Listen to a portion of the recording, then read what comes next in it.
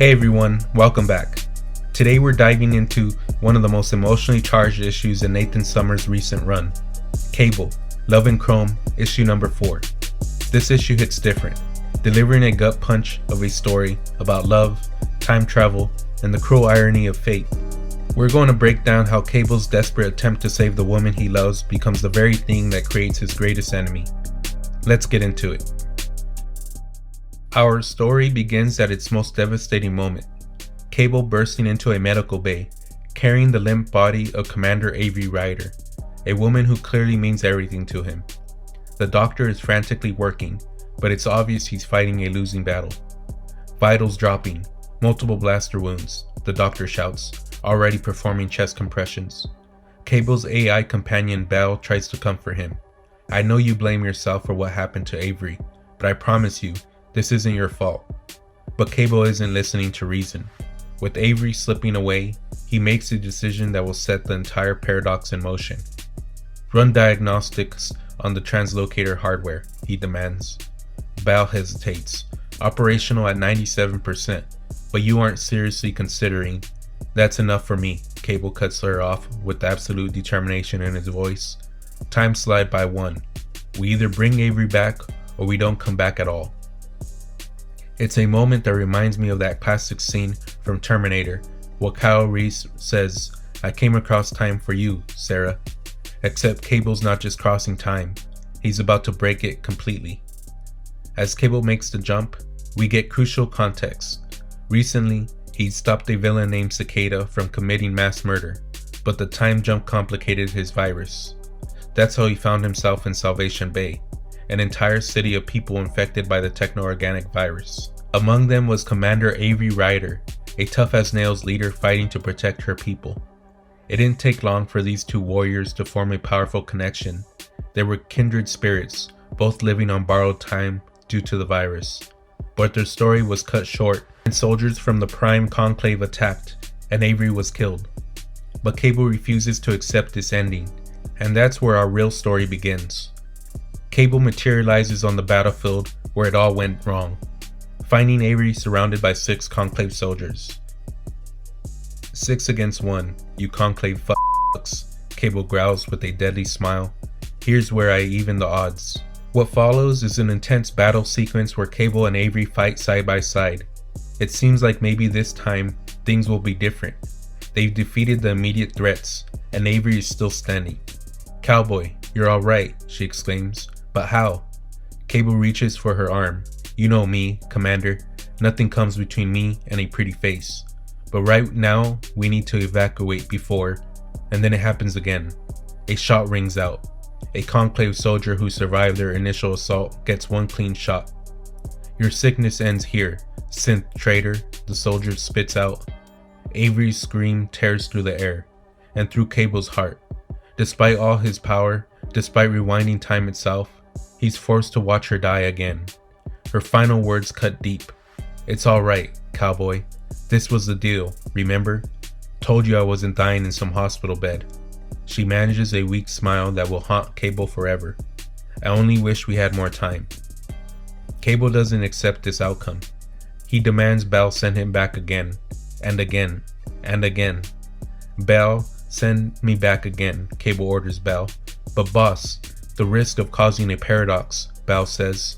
I said send me back now, Cable demands. This is where the story brilliantly shows Cable's descent into obsession. He becomes trapped in a cycle, rewinding time over and over, watching Avery die in different ways, but always with the same result. How many times? A dozen? 100? For Avery, he'll never stop trying. Until finally, they emerge victorious against the Conclave forces. Cable allows himself to hope. I think that might be the last of them, Commander. But Avery senses something's wrong. Hang on, something doesn't feel right. And that's when Cable faces the cruel truth. Even if they defeat every Conclave soldier, the techno-organic virus surges within Avery, its metallic tendrils spreading across her skin. She collapses into his arms, and once again says those haunting words. I just wish we had more time. This moment is devastating. Cable realizes he's been fighting the wrong enemy all along. It was never just a conclave. It was the virus itself that would claim her life. Cable makes a more drastic jump. 7 days back, he finds Avery before the battle, hoping to discover something, anything that might help him save her. "What do you remember about the day you first got infected?" he asks. She tells him about the New Year's outbreak 15 years ago, when she and her sister Lucy snuck out for a party. That's when entities called warlocks broke through the gates, spreading the infection.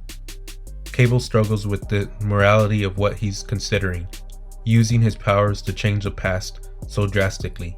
"You once told me that my powers don't let me play God, Avery," he says, his voice rough with emotion. "But if I had the power to fix things, how would I know when to use it?" Avery's answer is everything. In the end, it ain't the bigger picture that matters, only the greater good.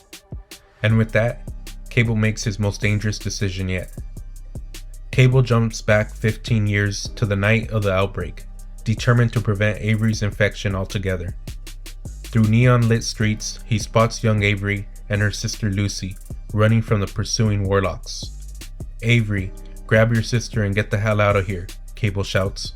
"If it's a fight these warlocks want, I'll show them one they'll never forget." What follows is a brutal sequence of attempts as Cable realizes these warlocks are formidable opponents. He battles them again and again, each time rewinding when things go wrong. He memorizes their attack patterns, anticipates their moves. But in one terrible moment, when it seems like he's about to succeed, Lucy is infected. Avery, desperate to save her sister, steals Cable's blaster. "Hang on, Lucy, I'm coming for you."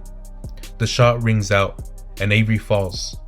Cable continues his desperate campaign, eliminating warlocks, destroying their hunting grounds, but eventually, Avery confronts him, his own blaster pointed at his chest. "You took me away from my sister, old man," she accuses. "Seems only right I take your blaster in return." And then comes the most devastating revelation of all. Cable spots something impossible, a Roxxon power core infected with techno-organic material, the same core he had thrown into the time stream during his fight with Cicada, when his virus first went haywire. No, this can't be happening. The horrible truth crashes down on him as Avery pieces it together too. This was you, wasn't it? You brought this madness to Salvation Bay. Back at Salvation Bay's resistant headquarters, Cable makes one final, desperate attempt to save Avery. He realizes that his strain of the virus burns out other variants, like an immune response. Using his telekinesis, he attempts to weave his original strain through Avery's nervous system to burn out her infection. "Please let this work," he whispers as the doctor works frantically. "My God," the doctor gasps, "we've got a pulse." For one shining moment, it seems like Cable has succeeded, but then Avery's eyes snap open, blazing crimson with unnatural power. "You," she says, her voice hollow, "I remember you. Now it all makes perfect sense. You haven't aged a day since we first met, cowboy, because you're not just a mutant, you're a time traveler, aren't you?" Her face contorts with rage.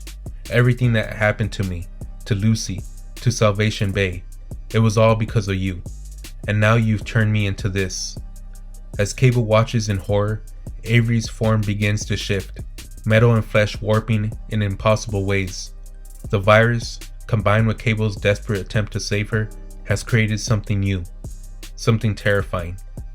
"Your translocator was easy to replicate," she says, her voice growing distant and powerful. "Now I can see every timeline, every new possibility. I can hear them all humming inside my head, like insects singing." And then comes the final, crushing line that closes the loop perfectly. "The woman you know is gone, Summers. Avery Ryder is dead. Long live Cicada." And there it is, the devastating truth.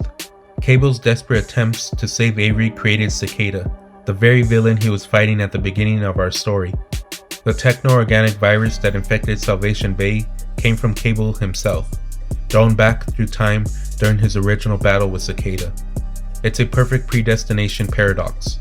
Cable created the very enemy he was fighting, and his attempts to save Avery only ensured she would become that enemy.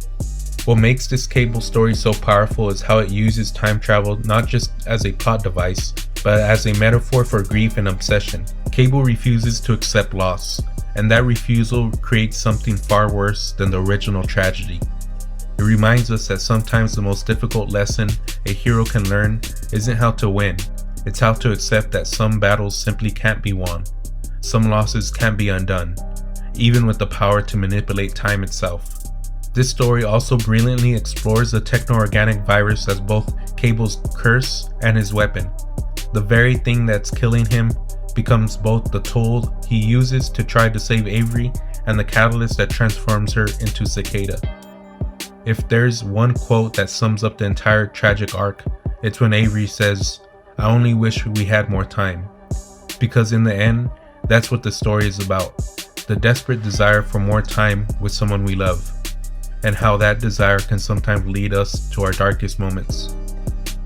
Let me know in the comments what you thought of this Cable story, and if you'd like to see more deep dives into time travel paradoxes in comics. Don't forget to like and subscribe, and I'll see you in the next one. Peace.